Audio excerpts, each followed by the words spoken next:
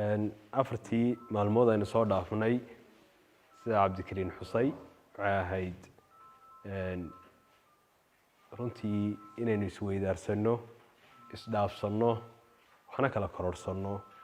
aqoon ku saabsan sidii loo badbaadin lahaa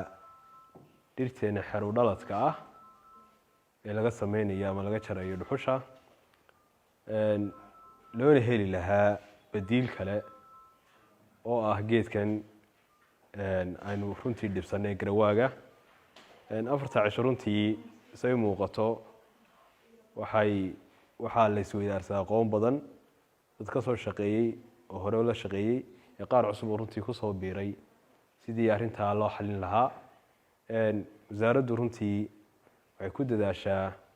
sidii deegaanka Soomaaliland u badbaadi lahaa sidii loo heli lahaa wadooyin cusub runtii oo aynu uga faa'iideysano hadba caqabadaha inoo soo waajaha uu ka mid yahay geedkan garawaaga